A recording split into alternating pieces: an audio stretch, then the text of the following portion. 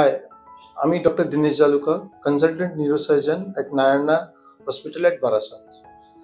Brain tumour মানুষের কি symptoms হয় সেটা আমাদেরকে যদি আমরা বুঝতে পারি তাহলে আমরা তাড়াতাড়ি চিকিৎসা করাতে পারি মানুষের। কনসার্ন ডক্টর কাছে আমরা কনসাল্ট করতে পারি। কোনো পেশেন্টে হঠাৎ করে মাথা ব্যথা হচ্ছে, যে মাথা ব্যথা যা হচ্ছে সেটা নরমাল মাথা ব্যথার মতন নেই। পেশেন্ট বুঝতে পারবে কি এটা নরমাল সাধারণ মানুষের মাথা ব্যথা হয়, সেই মাথা ব্যথাটা আলাদা রকমের হয় ব্রেন টিউমারে। এটা সিভিয়ার তীব্র হয়, ওর এর সঙ্গে বমি হয়। মানুষ বমি করবে, বমি করার পরে মানুষের ভাববে কি মাথা ব্যথাটা কমে গেছে। যে সকালবেলা ঘুম থেকে উঠলে দেখবে মাথা ব্যথাটা বেশি হচ্ছে।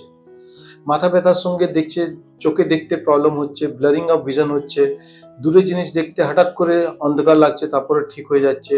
যে মাথা ব্যথার সঙ্গে মানুষের এক সাইড কাজ করছে না, या কোনো মানুষের অংটা কমজোর হয়ে যাচ্ছে। তো এটা সিমটমসটা ইন্ডিকেটেড করে ব্রেন টিউমারের নিয়ে, ব্রেনে বড় রোগের জন্য। আপনি শীঘ্রই কনসাল্ট করুন আশেপাশে নিউরোলজিস্ট या নিউরোসার্জনকে। ওর এখন ব্রেন টিউমারের চিকিৎসাটা অনেক উন্নতি হয়ে গেছে। এখন অনেক ব্রেন টিউমারের চিকিৎসা পুরো সম্পূর্ণভাবে চিকিৎসা করা যায়, ওর মানুষ নরমাল লাইফ লিড করতে পারে।